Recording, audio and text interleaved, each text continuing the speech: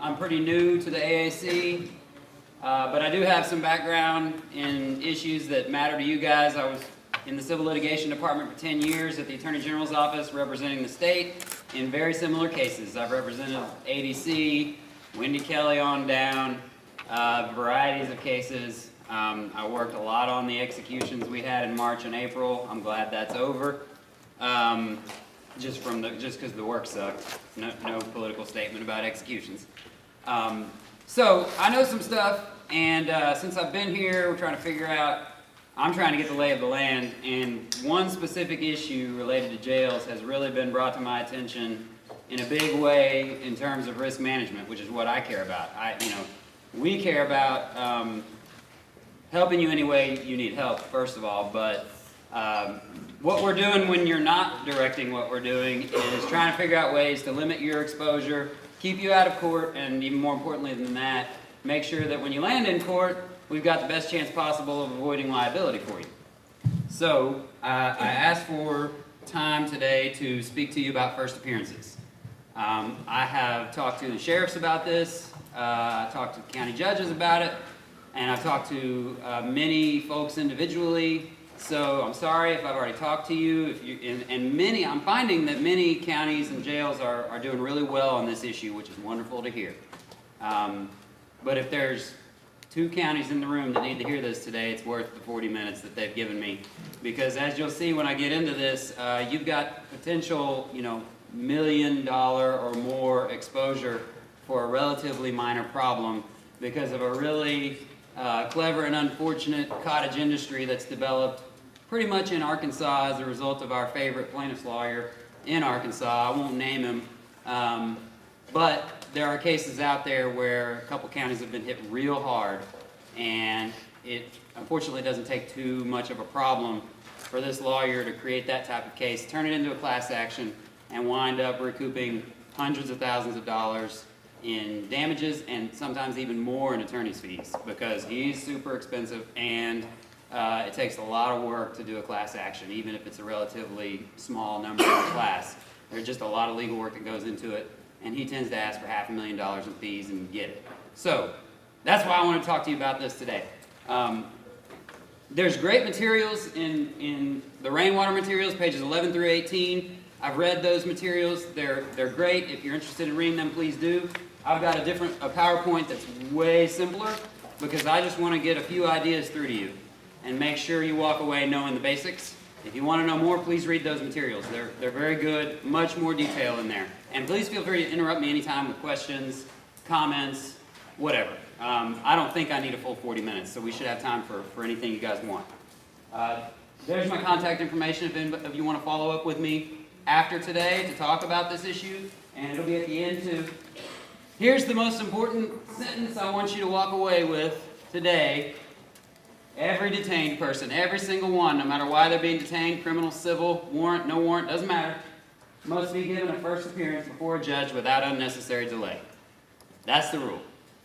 And a violation of that rule can result in a lawsuit and liability. In an individual case, which is what you see most of the time across the country, they're not huge cases, but if it turns into a class action, you go back 3 years and you calculate up everybody who slipped through the cracks too much, it turns into $1 million case instead of a $10,000 case. This slide will reappear a couple times, and I've only got 20-something slides.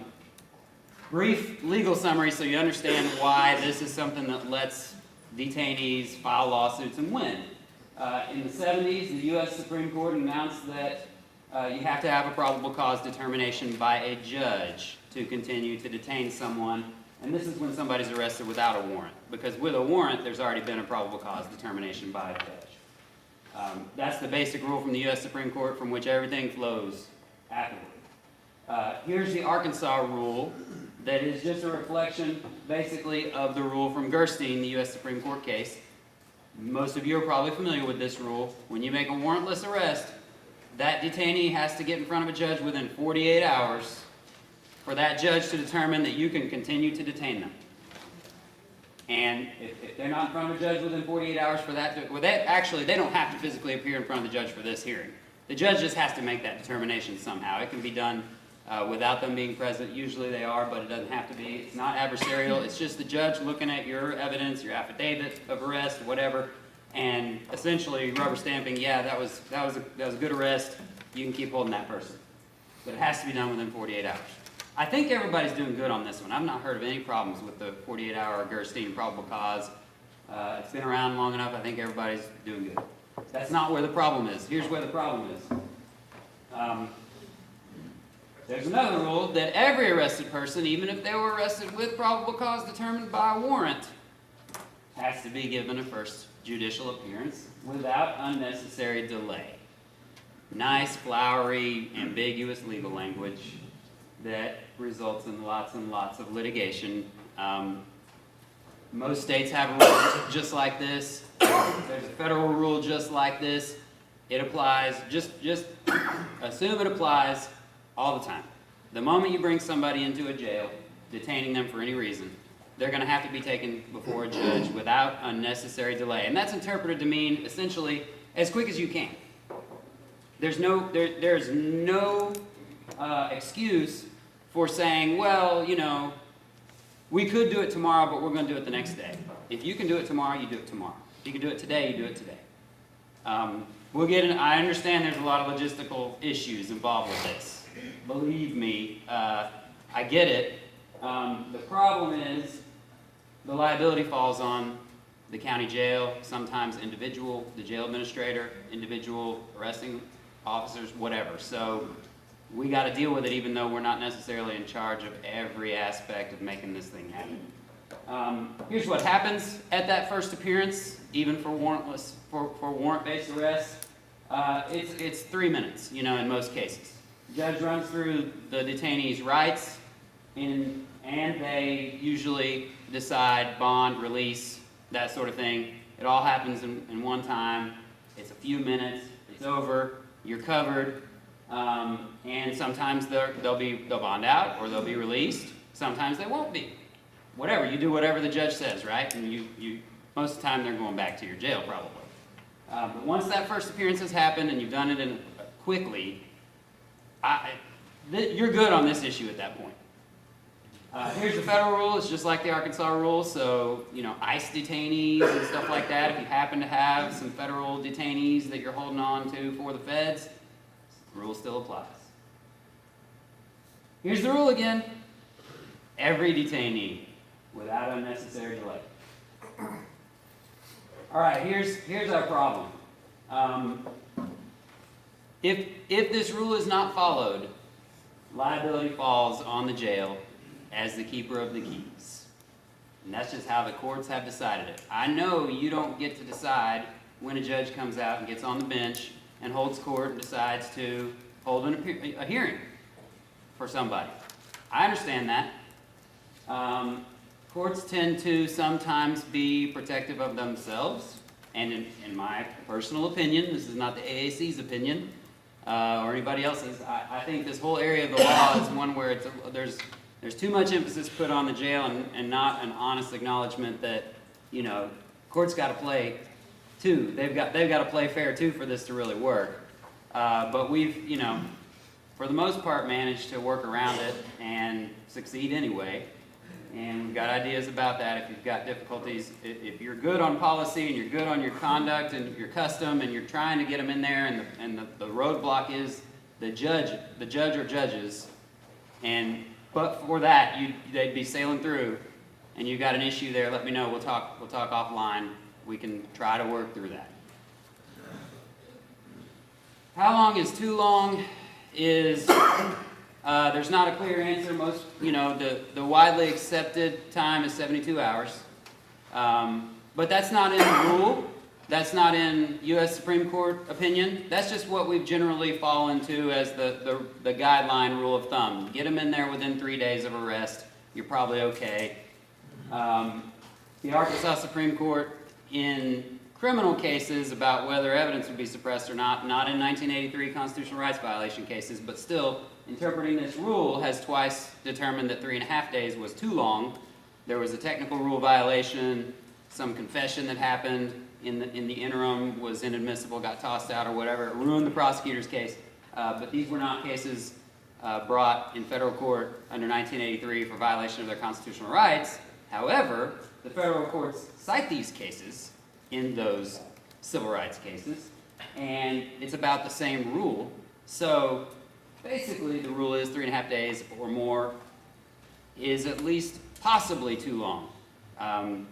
There's all sorts of arguments for the lawyers in these cases because it's fact specific, and unnecessary delay is a wide open term. For your purposes, the safest course is just do everything in your power to make that first appearance happen as soon as possible as a matter of policy, as a matter of custom.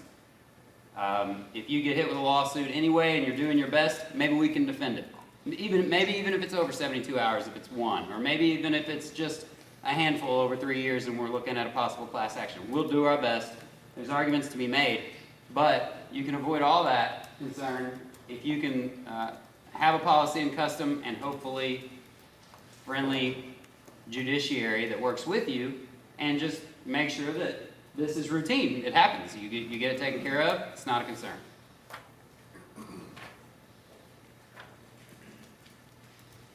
Hayes v. Faulkner County, some of you may have heard of this case.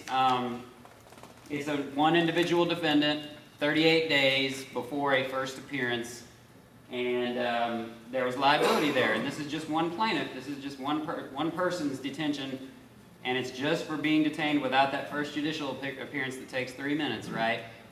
Well, it turns out this particular plaintiff, would have been released, and so that's 30-something days of detention, of restraint of their liberty that was unjustified, and you got pretty serious damages for one plaintiff.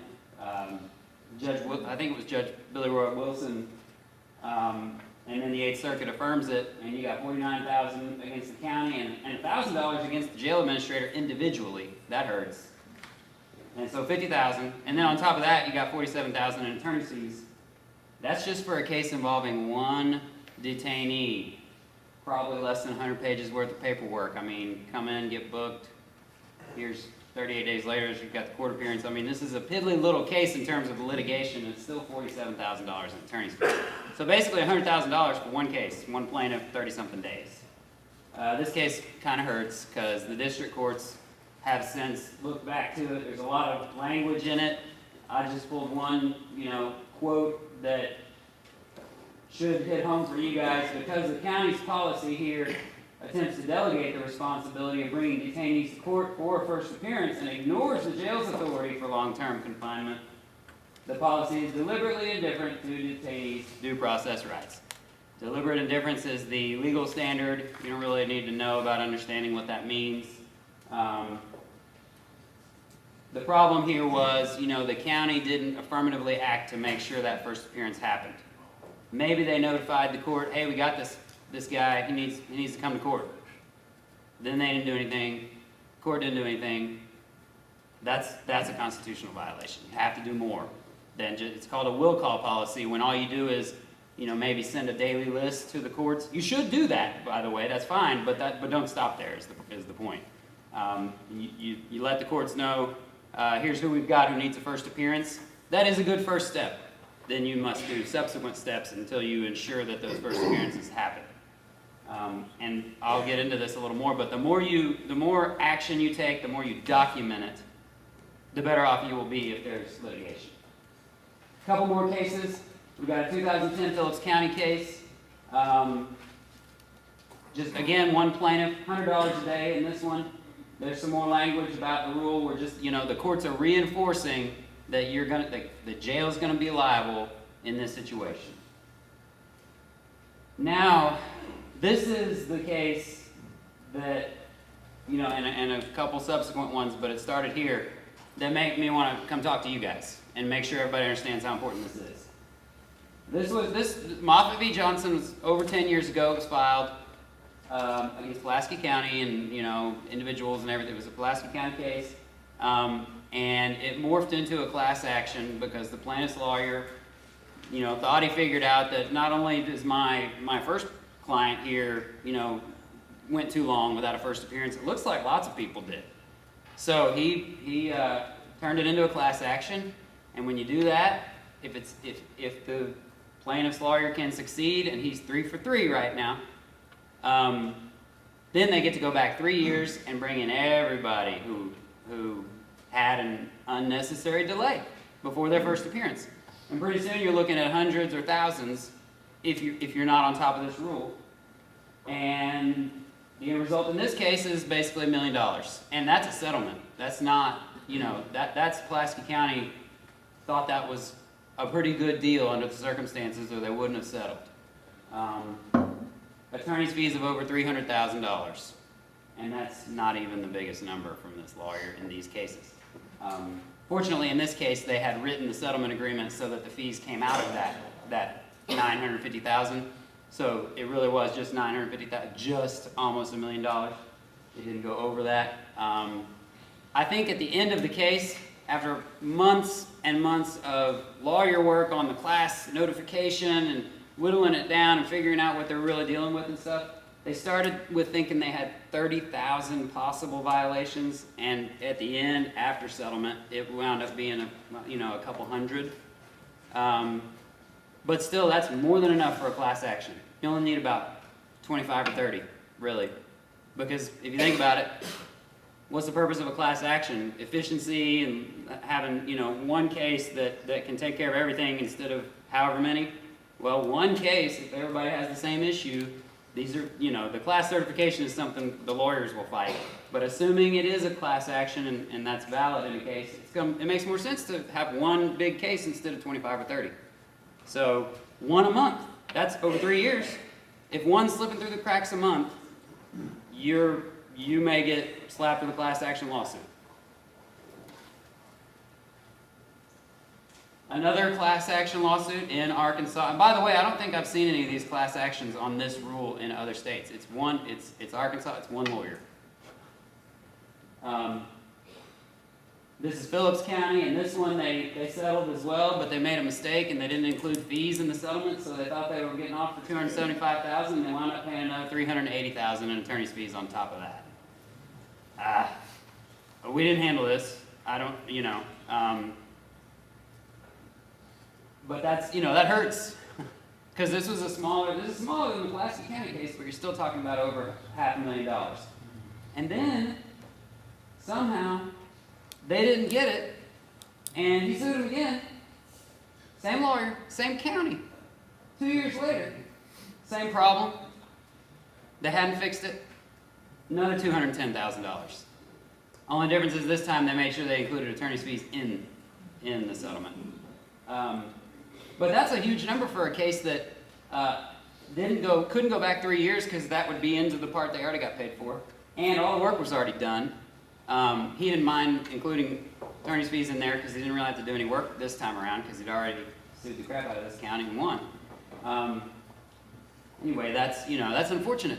So I hope that's the end for that particular county. Here's the problem again. And it's uniform in the Arkansas federal courts that the jail's going to be the one held liable. We've got all sorts of clever lawyer ideas about pointing fingers and, we were holding this person for the city or the feds or we did it, we did what we could, but the judge just wouldn't cooperate. Well, we can make arguments all day, but that sort of stuff hadn't worked yet, really. So, the problem remains. Question. Yes? County you just showed it got sued twice. Yeah. I hold anywhere between 5 and 20 prisoners for that county. Okay.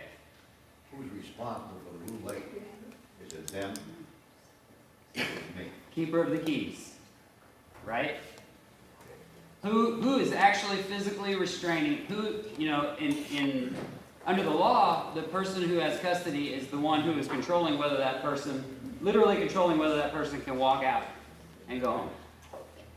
They may have, another understanding of custody. They're their inmate, you're holding them for them, they're paying for a bed, whatever, that's all fine and well. But whoever's operating the jail where they're being housed is the one that the courts will hold liable. And so if you're going to hold for any other agency, you need to make sure that they've either already had their first appearance or they're going to, if you're bringing them in immediately first and they weren't already somewhere else, This is every time a person is arrested. I don't care if they just got released a week ago and they had a first appearance in that case 2 weeks ago. Again, they got to have a first appearance. There are no exceptions. It's a, it's a tricky situation to be holding other agencies. They bring the Rule 8 paper with them, or they don't. Right. Make them bring the Rule 8 paper with them, or don't let them in. That's a great idea.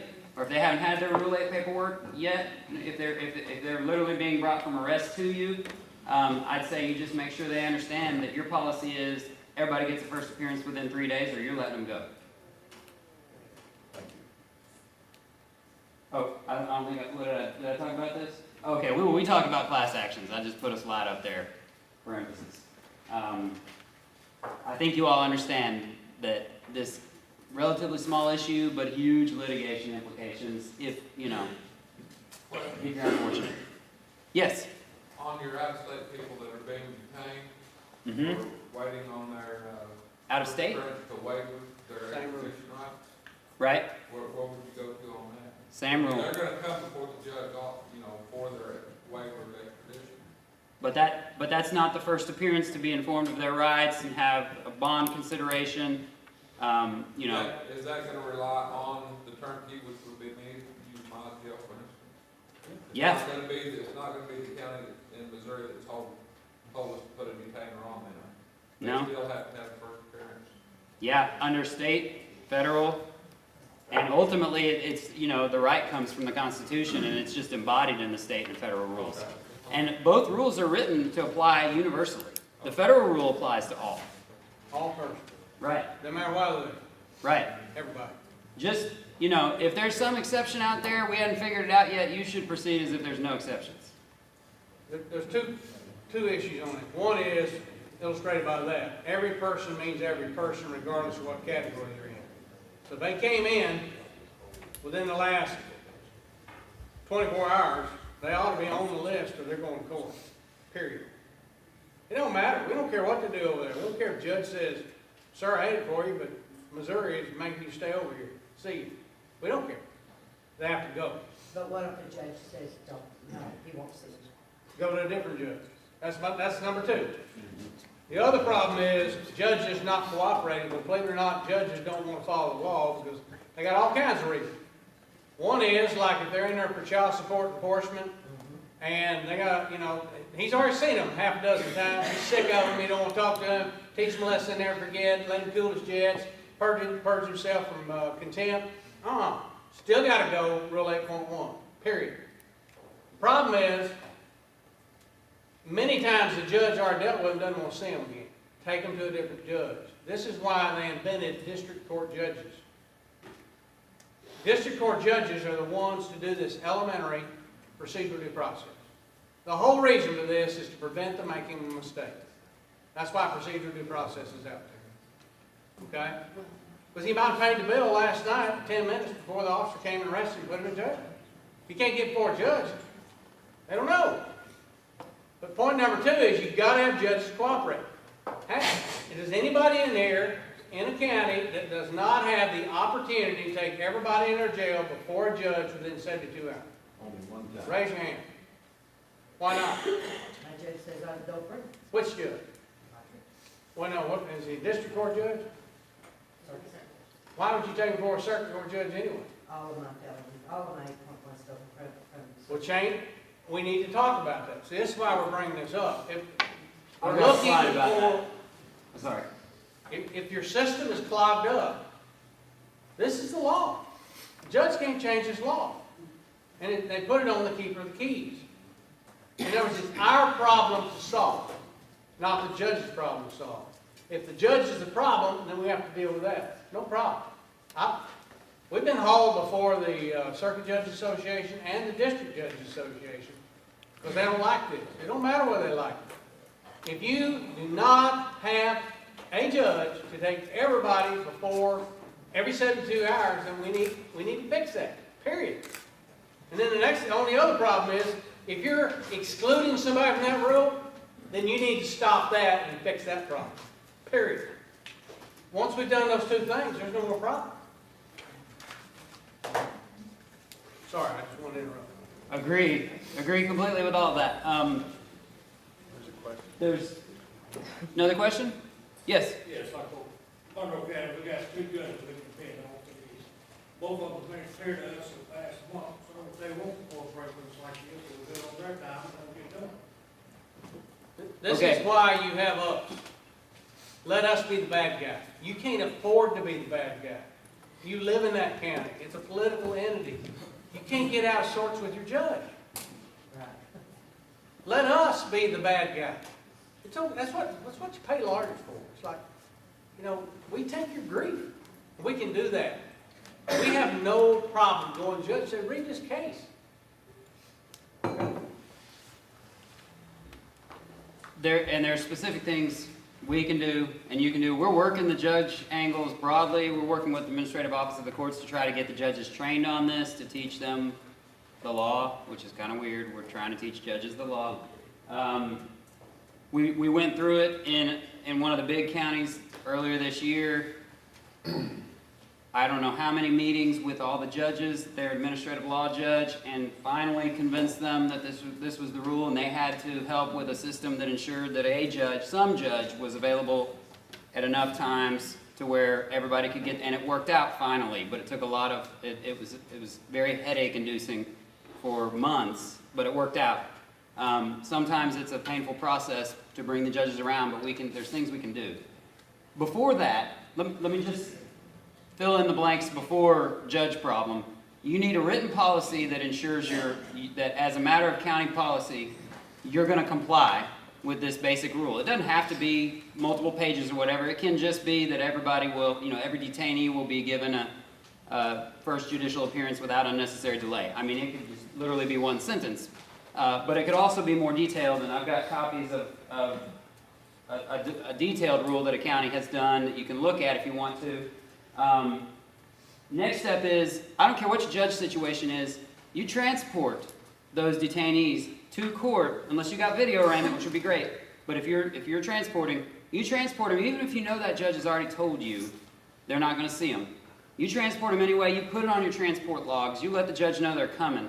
You put them there all day, and then at the end of the day, if they didn't get their appearance, you document that you brought them, the judge wouldn't see them, you bring them back, you transport again the next day, and when you get to day 3, if you're out of options, your policy needs to be that they're released at that point. And that judges aren't going to like that because a lot of these are warrant arrests, and they think of them as their defendants, right, or their probation revocations or whatever.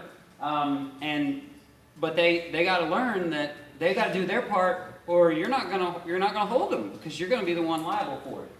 And document everything from the moment they're brought in. The more documentation, especially the transports, the notifications to the courts, every effort you make to get them in front of a judge, document it, and we can use that if you get sued to show that this isn't will call, that'll be our argument.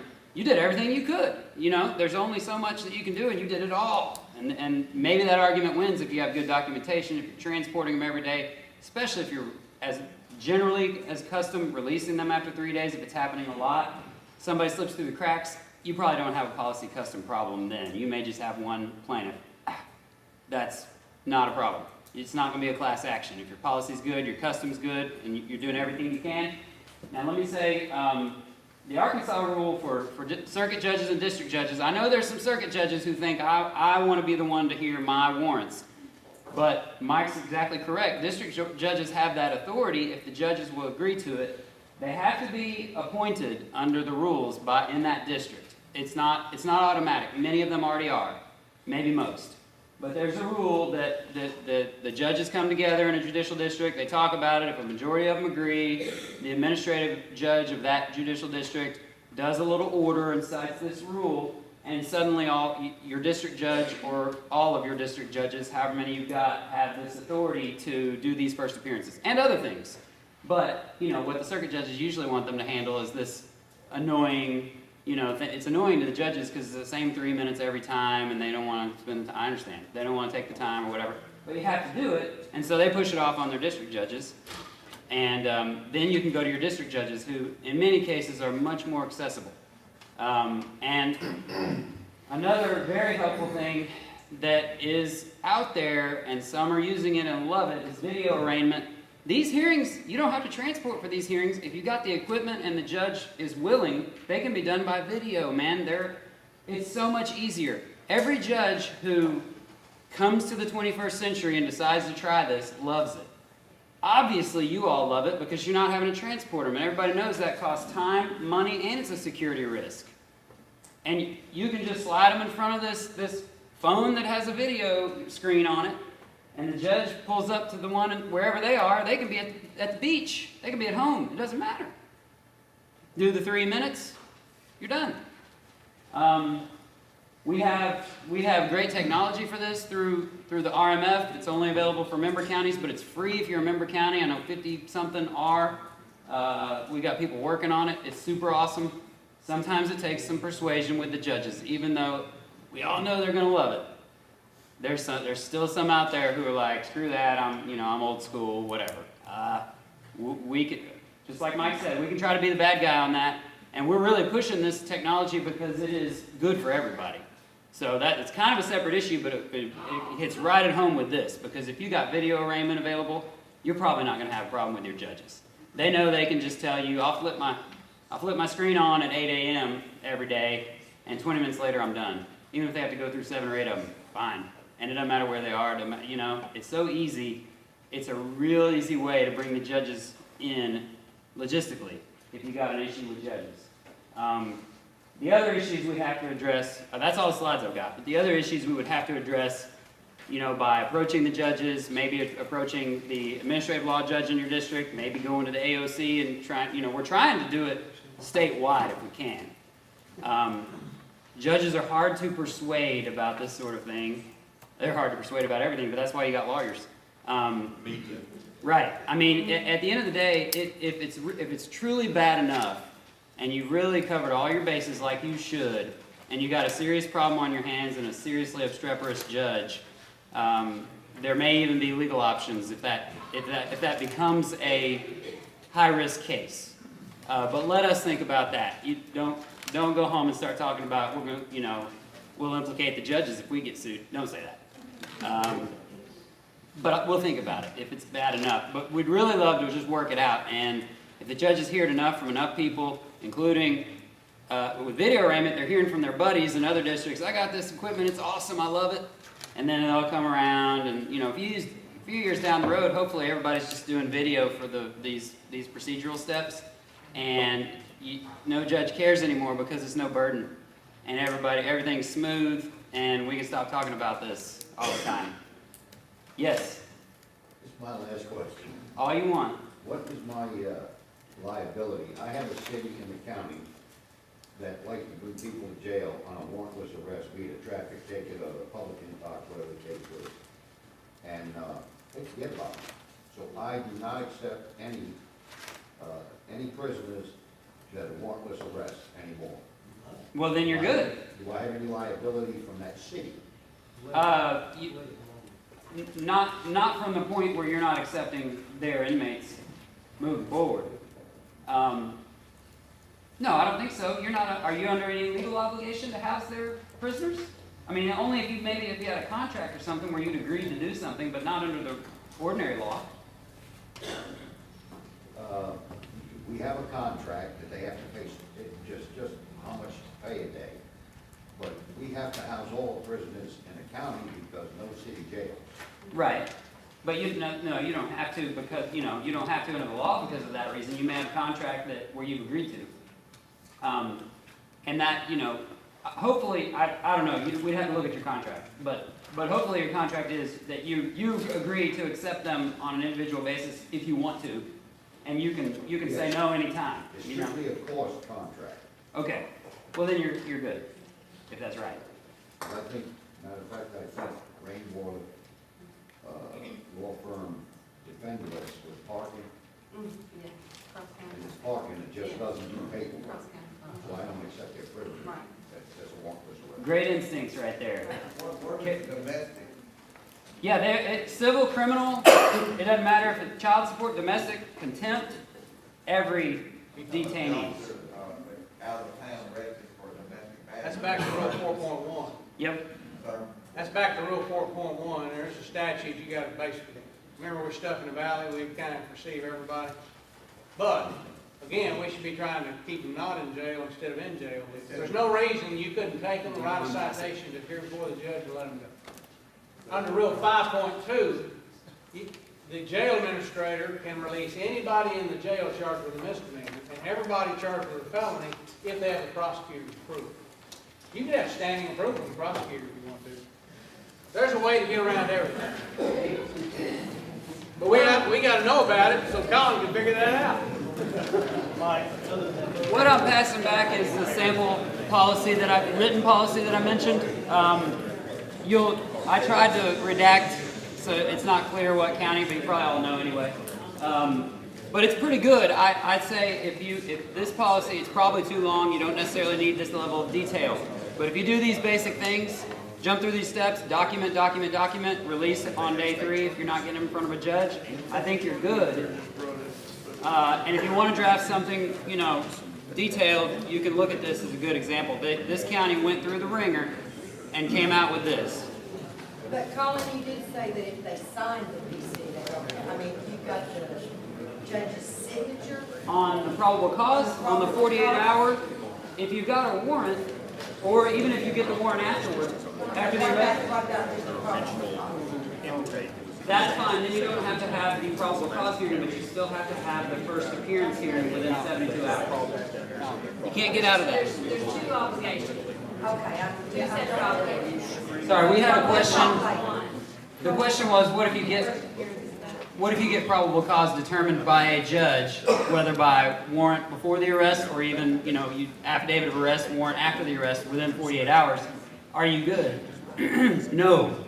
That doesn't mean you don't have to take them in front of a judge, bottom line. That takes care of the 48-hour Gerstein hearing from the U.S. Supreme Court, but you still have to have a first appearance in front of a judge for the reading of the rights and bond consideration and all that.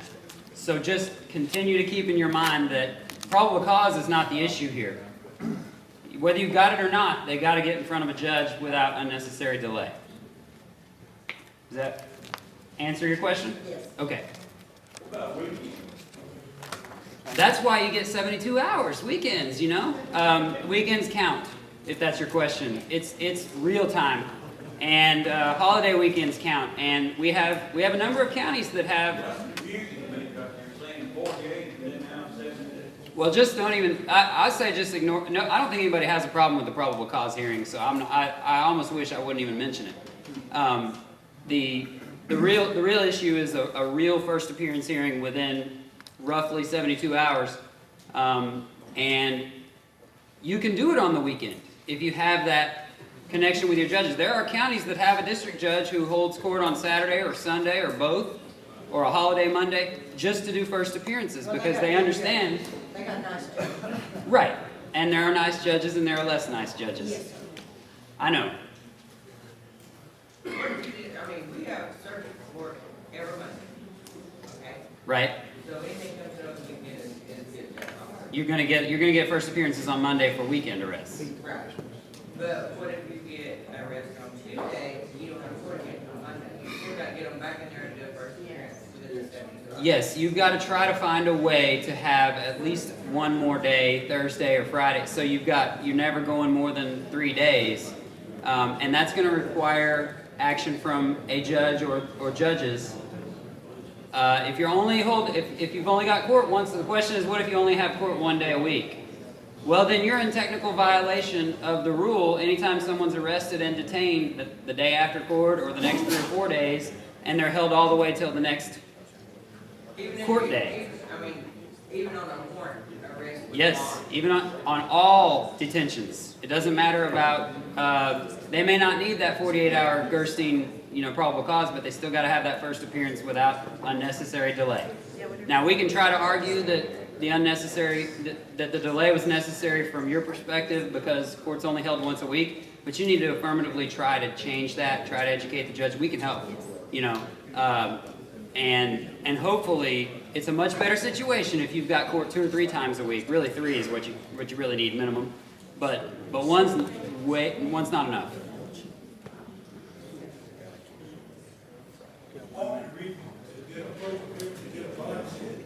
What if the judge signs the affidavit, he accept the bond, when he signed the application, did that release you from the, No. Still gotta have the first appearance. Now, if you've got a bond determination without a hearing and they make bond, I'd say let them go, I guess, and then you're in the clear. But as long as you're still keeping them, they gotta have that first appearance.